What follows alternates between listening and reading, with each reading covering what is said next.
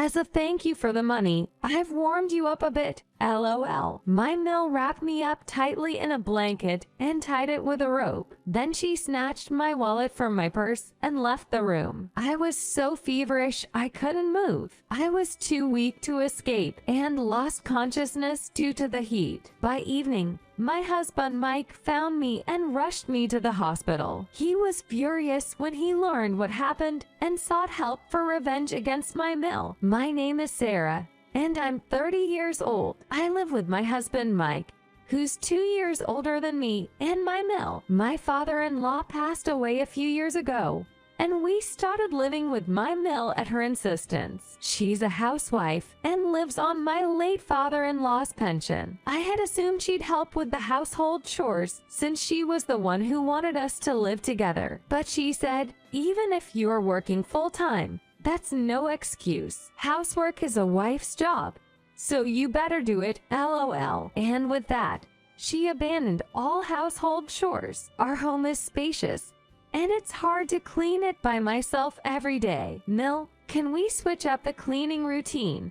Maybe clean different rooms on different days. Even when I suggested that, she got furious, saying, what are you talking about? You've only done your chores when every room is perfect, and you want to switch days? That's absurd. In the end, I had to clean every nook and cranny of our large house every day. About laundry, I thought doing it every other day was fine when there wasn't much. But then she scolded me, Sarah, why aren't you doing laundry every day? You're unfit to be a housewife. Do today's laundry now. She even called me unfit for not doing laundry daily. A little harsh, don't you think? Maybe my face showed it, because she said, even if you make that face, if something's wrong, it's wrong. Really, Mike married quite a disappointment. She doesn't understand how hard it is to maintain this large house while working full-time. She bragged, I handled all this with ease.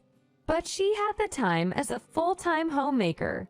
Will she ever get it? Or will she keep nagging me about chores forever? I have to do as she says, thinking it'll probably be the latter. While Mike and I are at work, she seems to be out having fun. She hangs out with local friends and even goes on dates with men. She seems to run out of spending money eventually. She's financially helped by Mike at the beginning of the month and lives it up. But by month end, her money and Mike's financial aid run dry. That's when she started asking me for money. Of course, I declined. If it's about money, please talk to Mike. I can't give you any money. I said it with a firm tone. My parents taught me never to lend or borrow money within the family. Plus, I simply didn't want to give money to a mill who's been treating me poorly. You have a full-time job, don't you? A little help won't hurt, she retorted. But I'm not working full-time for her benefit. I'm doing it for my own future and for my husband. I wouldn't stand for my earnings being used for her social outings. So, I continued to ignore her persistent requests for money. After a while,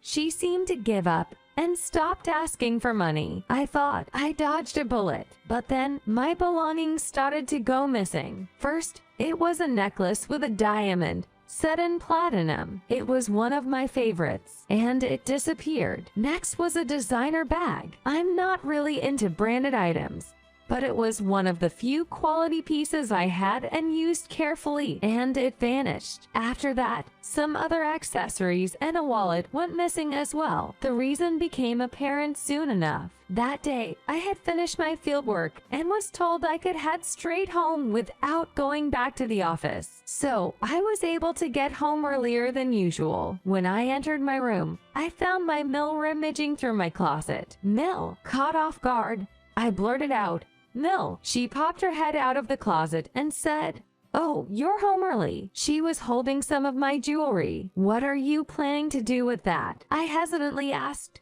and she replied, what do you think? I'm going to sell it, of course. It won't fetch much, but it's better than being broke, right? She was laughing, but the topic was no laughing matter. Is this why my stuff has been disappearing? I sold them. You weren't giving me money, so I took matters into my own hands. She chuckled. Took matters into her own hands. This is theft. I raised my voice, to which she smugly responded, "Theft doesn't apply within a family living under the same roof. Didn't you know that?" I felt utterly outsmarted. I was too naive. To her, my bags and accessories may mean nothing, but each item holds sentimental value to me, and yet she had the audacity to sell them off. I was so frustrated, I couldn't even speak. Mill said, "If you don't want me to sell any more of your stuff, just give me money," chuckling as she left my room. Still, I couldn't bring myself to give her money, so I decided to install a lock on my bedroom door, but that didn't last long.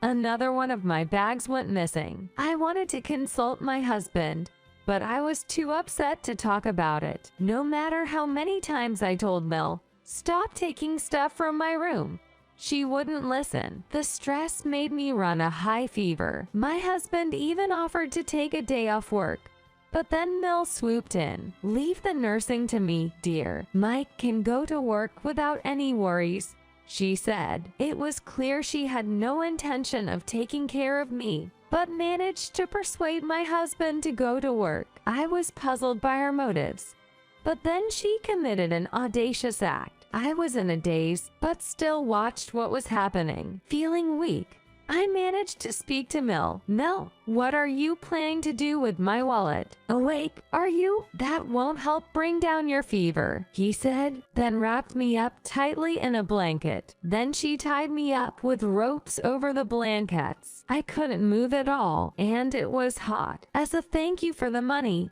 I warmed you up. Be grateful, LOL." Saying that, Mill left the house cheerfully. I tried to wriggle free, but my high fever made it hard to move. Eventually, I lost consciousness. "Sarah, Sarah," I felt like I heard my name being called a few times, but couldn't fully regain consciousness and passed out again. When I came to, I was in a hospital. Am I alive? I felt somewhat detached, but also relieved to be safe. Someone noticed I was awake. "Sarah," it was the voice I had heard in my dream. I looked up to see my husband, Mike, standing there with a worried look. "Mike," when I called his name, he said, "Yes, it's me. I found you all wrapped up in blankets at home, unresponsive. I kept calling out to you, but you wouldn't wake up.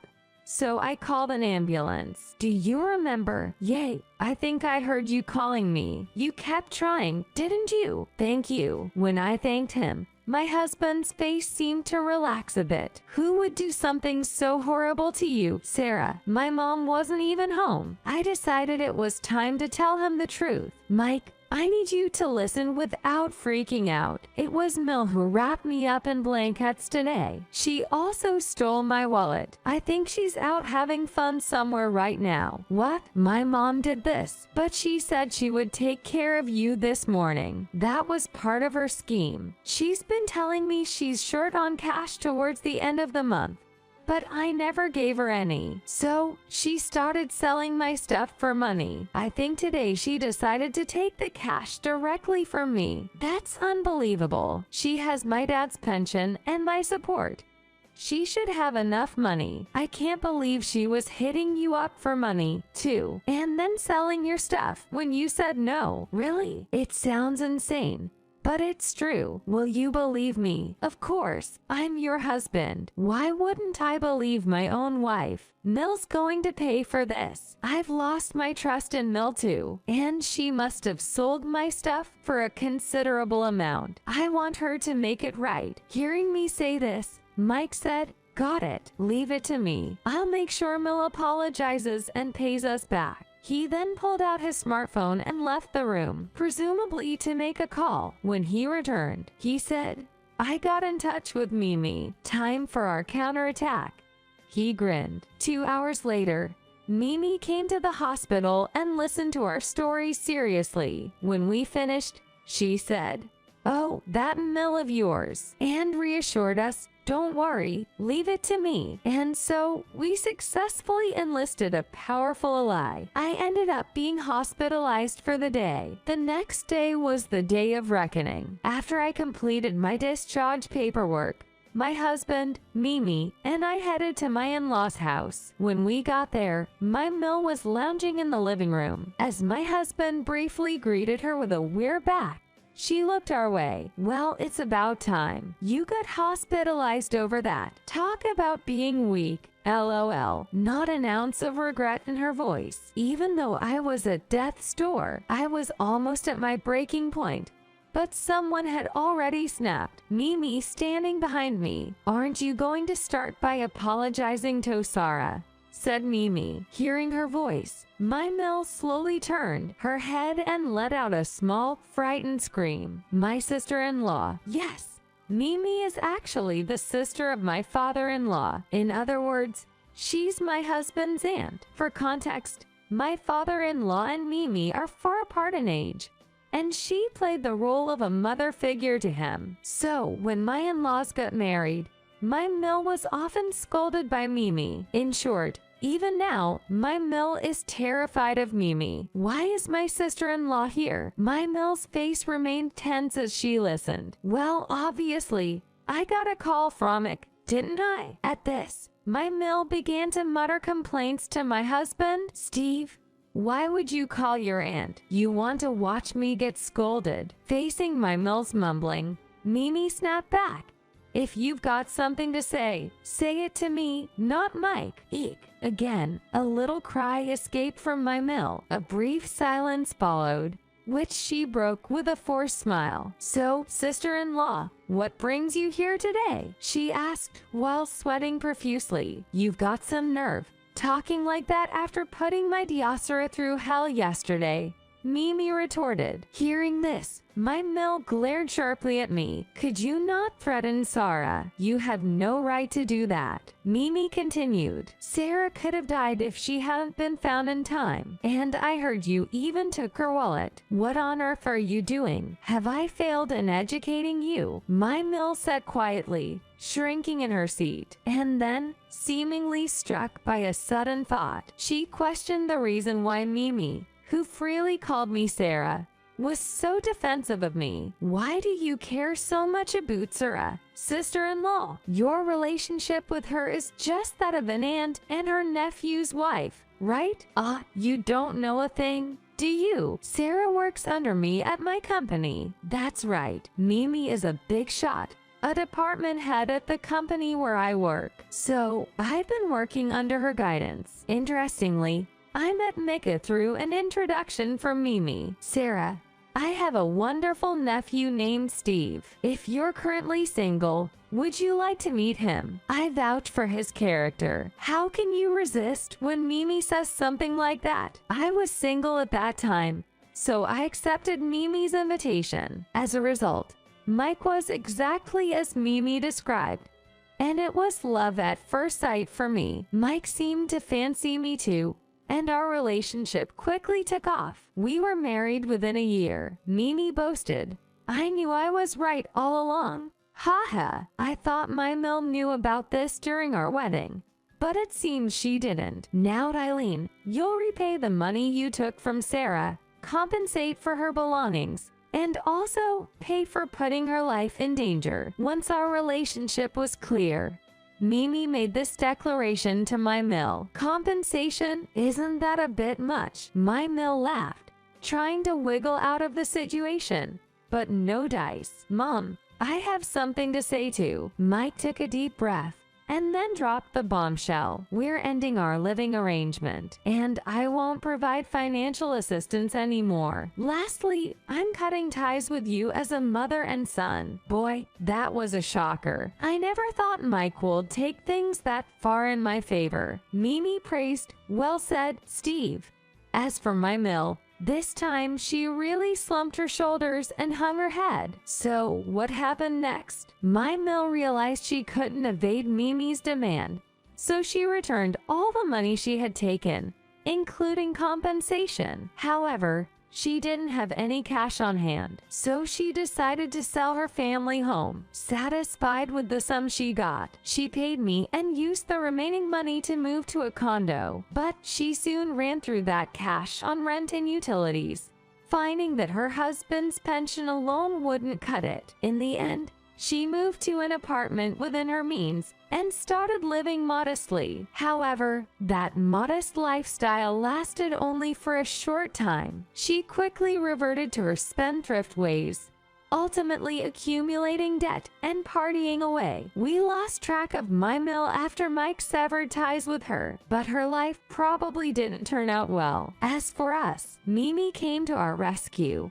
and we've settled into a fulfilling life together. We even took a vacation with the compensation from my mill. Life has been so much better than we ever imagined. Looking back, I wish we hadn't lived with my mill at all. Now we're discussing starting a family, and if we do find out we're expecting, the first person we'll tell is Mimi.